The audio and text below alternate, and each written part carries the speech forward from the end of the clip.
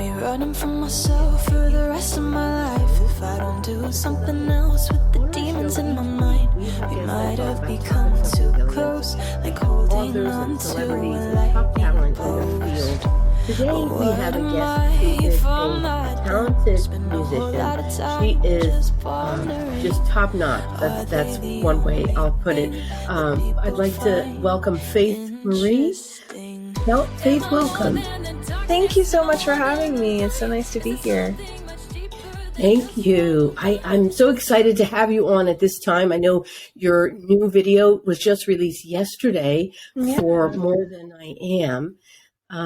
Do you want to tell our listeners a little bit about yourself, your music, and especially your new release? So I've been doing music for a really long time. I write all of my songs, and I also do a lot of the production for them. And music for me has always been a very therapeutic experience for me. So I tend to write about very personal struggles and topics that just happen to connect with a lot of people. And so I've always really loved connecting in that way and performing and seeing how my experiences and my articulation of my experiences touch people. And so I've been very passionate about it since then. This newest release is a very big transition for me, because I think in the past I've touched a lot on more, I don't want to necessarily say negative, but more of the darkness, I would say. I think that negative is the wrong word. Darkness. I've touched more on that in the past and how I've been able to move through that and articulate that. And this song is about the next step, because I don't think that a lot of people touch on what the next step is. You know, we touch on the trauma and we touch on the light at the end of the tunnel, but, not as much on the journey to get there, that in-between space. And that's kind of what that song is for me. It's about, okay, now I understand the darkness. I've kind of done that shadow work. What next? Do I let it go? If I let that go, am I letting go a part of my personality that people connected with? And that was a big hurdle for me. Trying to figure out if people would still like me and want to listen to me if I wasn't constantly writing about those dark parts of myself. But at the end of the day, through writing that song, I came to the conclusion that, it's better for me to stay true to myself and to share my experiences, which is the whole reason I started this in the first place. And that I'm so much more than either side, than the darkness and even than the healing. There's just this energy that we all contain. And sometimes it's best to look inwards on that to really heal and move forward and kind of have a neutral to positive perspective, if that makes sense. Yeah, and so much of what you were saying is resonating with me, and I know will resonate with our listeners, especially the younger generation, because, when you think about music today in general, and you think about how important and how much of an influence artists have, it's something that is definitely a good thing. And I'll tell you, I have a 9-year-old. She's like 9 going on 19, but I played this for her, this song, and she was like, yeah. She was just so positive about it from the start. That's awesome. So the tone of your voice and the style of your singing in that one, I haven't heard everything, but it's just amazing, and it's definitely going to make a difference in the world, not only from the music perspective, but also from the meaning of the song, and people can relate to it, especially young girls, and it's just amazing. So thank you so much. Oh my gosh, thank you for saying all of that. That really touches my heart. Jeez. Yeah. Now, when you were talking, you mentioned about this song was like a transition and an in-between space. And that is something that we talk about on my show. When you think about being resilient, people oftentimes, they're not honest with themselves. So as you said, like you might acknowledge, oh, I've been through this or I'm dealing with this, but especially for celebrities and artists or people in the media, athletes, that so many times they deal with this stuff in the dark or not at all, right? Mm-hmm. So the fact that you're able to bring this to light, that you can get to that place where you have a neutral, you called it neutral, but it's mm-hmm. really a place of acceptance. Mm-hmm. And that's so wonderful to hear that. So now, what are some of the pain points? Because I think that I've read that this More Than I Am, the new video, the new song, it was your acceptance of feelings of pain and confusion. Are you able to tell our listeners a little bit about what that pain and confusion stemmed from? Yeah, I think a lot of it just even has to do with the human experience in itself. I think that a lot of people are chasing this, I don't know, euphoria. I think that social media definitely doesn't help with that, kind of painting this like, if you have a bunch of money, then you're going to be happy. Like, I know it's kind of a cliche thing, but the human experience in itself is suffering, there's no way to escape it. It's like being alive is pain. And so I think that is a big point for me, is just not chasing that like euphoria, not chasing that, end of the tunnel, because there's always going to be something going on, and it's better to accept that and to try and move on from that. But from a personal perspective, because this song is kind of interesting for me. I really tried to tie in my listeners, which isn't really something I normally do. Normally, I just write for myself, like, period. But with this song, I really wanted to speak to the people that have reached out to me and shared their pain and their how they connect with my darker songs, So on the more personal aspect of it, it really was that like fear, that really intense fear of letting go of my demons. As strange as that sounds, I really think I tied it in with my personality and my brand. And so I was really scared to write about anything else once I kind of grew up a little bit. Because I wrote a lot of those songs when I was a teenager, honestly. And so I still, like I said, life is suffering. I still go through a lot of that darkness, but as an adult now, I'm like, okay, I feel like I have somewhat of a responsibility. So as an adult, I think that my themes of pain are different. The processing is different. And I think I'm in the first couple years of that, or a few years of that. And that's part of those last 3 songs that I released, as well as like learning how to articulate things a little bit differently than I have in the past. That's amazing. So one of the things you mentioned about the human experience and suffering, and especially now in the world we live in, where we have that instant gratification through the social media and everyone's chasing that euphoria. Mm-hmm. It's so true that everybody doesn't understand their happiness and their psychology. And so when you get that instant hit of, hey, I got a new follower, hey, I hit 1,000 or whatever the goal is, right?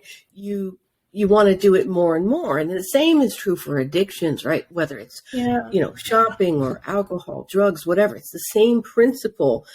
And it's so hard to escape because this is our life, right? We all have the phones, we have the devices, and nice though that you're here promoting this message and acknowledging that through the stages of life and the growth that you can make if you're open to it. So yeah, so I'm grateful that you're sharing it. We all have different darkness. People go through trauma. So yeah, so the cycle of when people chase and for that euphoria and think they know what they want to make them happy, it can come out in different ways. And listening to music is one of the therapeutic tools that I tell my clients in my life coaching and transformational wellness. So I'm so happy that you've reached this stage in your journey, because now we all get to benefit. So if you're listening, go out there, check out More Than I Am. It just came out yesterday. It's definitely something that you're going to relate to. So check it out. And just Faith, let me ask you, people can find you out on socials, on Instagram, Facebook, YouTube, all the usual places. What's the best way for them to see the different parts of you? Yeah, I would say that honestly, YouTube or Spotify, like, you can really hear the journey in a lot of my songs, but I also do post regularly on my Instagram, on my Facebook, and I'm trying to get into TikTok. I like to consume TikTok, but making them is a lot more difficult for me. I'm just not super cut out for it, but in this industry, you kind of have to be. So I'm learning. Yes. Well, and that's the thing, that when you mentioned TikTok and how, we have this pressure, right? Because you've got to satisfy all of these different outlets. And if you don't, then you're kind of left out, like, wait, why are you not there? But you'll get them to help you. My husband was a musician, and so I was like, go around and follow the band. And that's awesome. Then we had like street teams, right? Because you didn't have like internet. You didn't have that stuff. It's so funny how to see that evolution, and it's just amazing when you see people in other countries listening or posting about your music. I know, it's crazy. Yeah, it's so awesome. Now, let me ask you this, for your music, and obviously you're inspired, you're coming out with new stuff.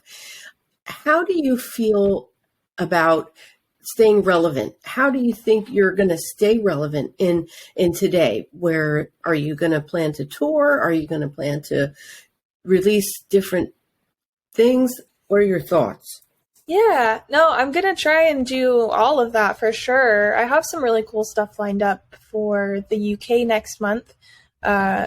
So I'll be doing some shows out there, which is really cool. I don't have it like set in stone yet. It's kind of just in the works, but hopefully more things like that will be coming soon. And in terms of music, I think my big theme is just staying authentic to what I want to release, and so whether that's, I don't know, a pop song tomorrow or a ballad or, whatever, as long as I feel like it resonates with me, I'm happy.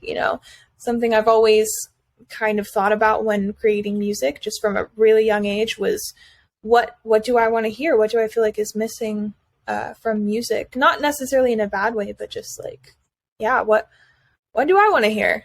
What do I think would be cool? And that often is very like, it goes across genres. So I'm not set in stone in any one specific direction. I just am true to myself. Nice. So what are the main, when you started at a young age writing songs, did you have musical training?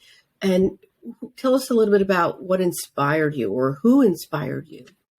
Yeah. So as a kid, I mean, like as a baby, not just as a kid, like as a baby, I was like always interested in music and like Disney movies and musicals, and my mom would always play like Stevie Nicks and Carly Simon, and just like a lot of cool 70s music. And so I just always was around it. My parents are both musical, not in like a career field. They just both enjoy music and practice music. So I definitely was introduced at a very young age. In terms of training, I took vocal lessons when I was a kid up until I was like a teenager, and that was a good way to get my foot in the door for sure, because we did a lot of like recitals, and it got me in front of a crowd and got me used to like the schedule of practicing and the tedious parts of music, you know. Yeah, so that was really fun. But during that time, it was a lot of covers. That was all I did was covers, and then it transitioned into writing, and I really, really enjoyed that. That was like, that stuck to me more than singing. Singing is definitely fun, and I love doing it. But once the writing portion got introduced, it was like game over for me. That's what I want to do. Awesome. So in terms of your up and coming releases of songs, who would you say is your main audience? Do you have like a certain demographic or age group? You know, actually, it's pretty equal in terms of like gender and sexuality and things like that. Age, I would say, is around, I think it's 18 to 30.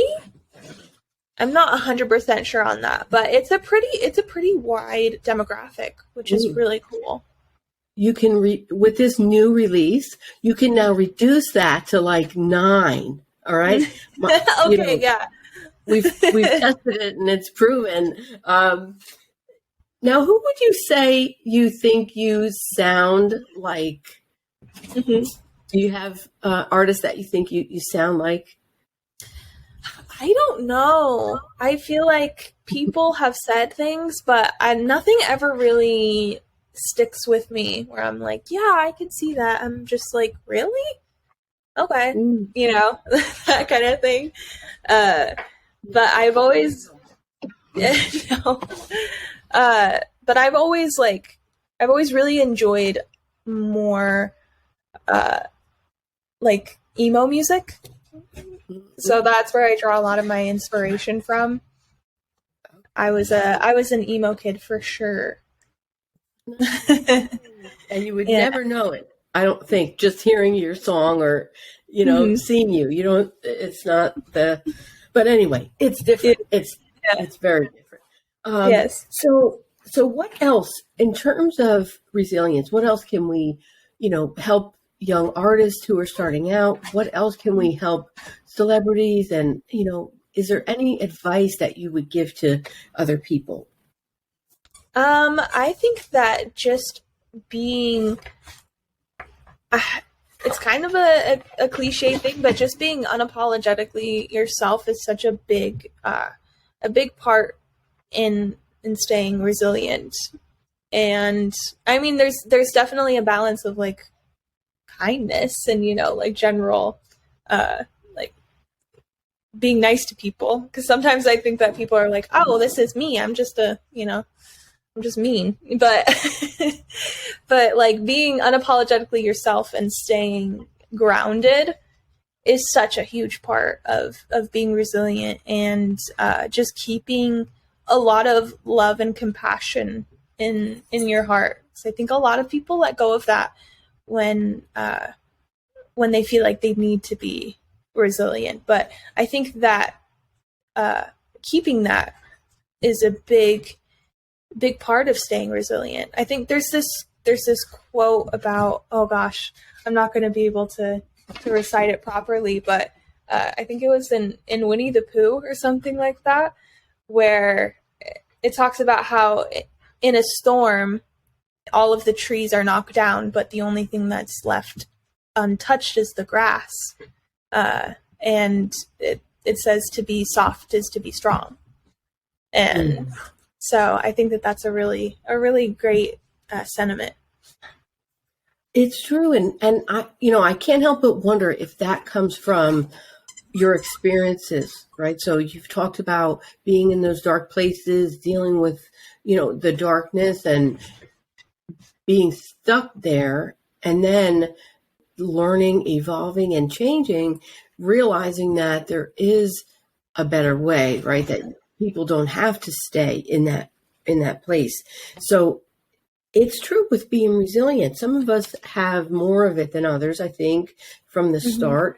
The people that go through the challenges and those dark times and can come through with that little hope, they're the ones who can rise up and do more and live a happier life. And so that is just an amazing story that I think we can get from you. And it gives people that insight into you as an artist and actually a person, which is just amazing. So Thank you. again, I'm so excited. In terms of releasing music, let me ask you, in my day, you would have to sell a CD and they would get so many dollars. Yeah. You know, so, but now it's available. How do you feel about that? Do you think it's a good thing that music is out there, that people can find you and access it? Or do you think that we need to see some changes in that area?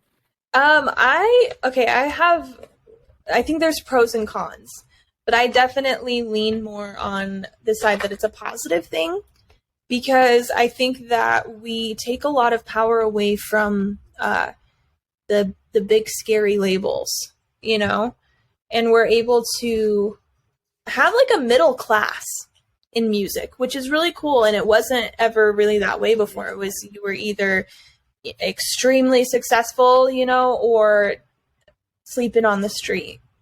So with social media, I think it really helps bring that middle ground. And on the other side of it, I think that albums are kind of dying. And like, as a new artist, it's basically suicide to release an album. If you're like a big A-list artist, then yeah, like, release all the albums you want. But if you are new and coming out, that's like 10 missed marketing opportunities. And so that's kind of difficult. So when people come to me and they're like, "Oh, are you going to release an album?" I'm like, I mean, I would love to, but that would kill me, that's a lot of missed opportunities. So it's a lot better for me to release them as singles consecutively. Yeah, that's very smart of you. It's today's world, for whether you're an artist or a celebrity or a business leader, whoever you are, you have to have that constant stream and that marketing approach to things. So, it's interesting. There's so many platforms and things you can take advantage of, but I like that. I like that you're going to release, it gives us a little bit more and keeps us engaged. Right? Yeah, So. Exactly. That's the thing. I mean, everyone kind of has the attention span of goldfish at this point, me included. So you got to play into it. So let's try not to be goldfish. Yeah. One of Absolutely. the things with music that I feel it's so wonderful that we can pick a song and get in that mode, get in that feeling, right? And I'm sure when you listen to that 70s music that you mentioned, it probably takes you back to when you were a young kid, when life was simpler and safer and all of that. What else, Faith, is there anything that you do, daily tips and tricks that might help you to stay grounded and stay positive? I think that really practicing those points of compassion just daily, because I think that what we think about other people and other situations can heavily reflect on ourselves as well. And so, for example, if you see somebody walking down the street and you think that their outfit is whack, instead of thinking that way, just like, oh my gosh, that's so cool that they can express themselves and feel confident going out like that. Because, the more that we think negatively about other people, it's going to reflect on us, and vice versa. I think that practicing positivity or neutrality, I think that's a big thing too. Some people just can't look in the mirror and be like, you are the most beautiful person in the world, the most amazing, smartest person I've ever seen. Some people just genuinely can't do that. And I am one of those people that really struggles with positive affirmations. And so my therapist has recommended to me neutrality. And that's been really helpful. Just, I think more than I am is also kind of part of that neutrality, where it's like just existing on this planet is a blessing. I am a miracle. Being alive right now, there's so many components going on inside of me to keep me here. And I'm blessed. I'm thankful for all of these moving parts. And I love myself for that. I think that's a big point for me. And, you're right. And all the judgment that happens in the world, I'm sure as an artist, you're judged. And there's, I hope don't read the comments. but it's true that we all have to try to be okay with being okay, right? I think there's a book and a movie. There's something about that from years ago, but it's really true. And you said that you're a miracle. We are all miracles, and we're all living this journey. So it's not a destination, and the sooner we can realize that, the better. And take it from me, I was a premature baby, so I am an actual miracle. Yeah, that's awesome. Yeah. And one of the things that that would help with that is, like, if you can see this poster behind me, or the book, I have the book that I put out last year. Oh, that's awesome. Explain. It's a self-help workbook. It's a journal. You can work through this. It'll help you with different topics. It's really good to help you stay focused and accountable. And then I put another one out for kids. Oh, cute. I love 5 to 7. So, and the next one's coming out soon for the tweens. So, the in-between. Yeah, this is so amazing now to be able to. So who knows where you're going to go, beyond your music, you're producing. I would love to see you do some of that for some younger female artists that come up. And I know that, we'll see. I'm just so excited to see what comes next. I know you have a website as well. And then we have your music out on Spotify, and on Instagram. We can follow your posts there as well to hear about the new stuff coming. So Faith, I just want to say thank you so much for being on the show. We are happy to have you on Power 98.5 FM. And again, I'm looking forward to everything else that we can look forward to. We're going to inspire many people with this interview. And again, I wish you nothing but success, and looking forward to your next single that comes out. Oh, thank you so much. That's so sweet of you. Yeah, sure.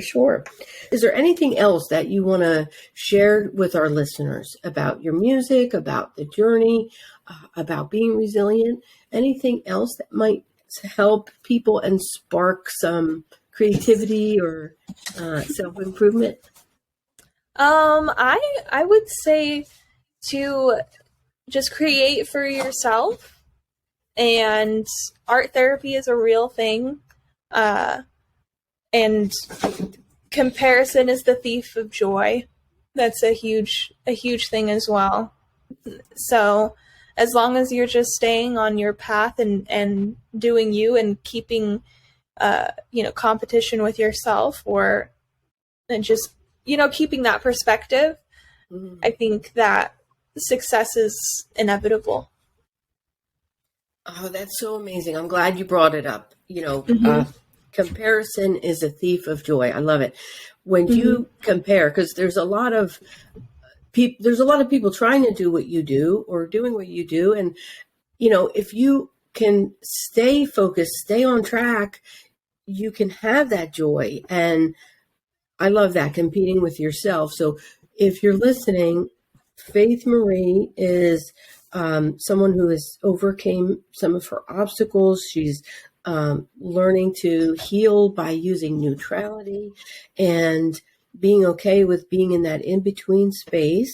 And, the latest thing that she's sharing with us is not to let comparison steal your joy. So thank you, Faith. Thank you for that. Yes, of course. Wonderful. So again, the new release is out. More Than I Am just came out yesterday, April 6th, and we are so excited to watch the new video and follow you through your journey. Thank you so much. It was so great to be a part of this. Thank you. If I don't do something else with the demons in my mind, we might have become too close, like holding on to a lightning post. But what am I if I'm not them? Spend a whole lot of time just pondering. Are they the only thing that people find interesting? Am I more than the darkness? Am I more than the light? Is there something much deeper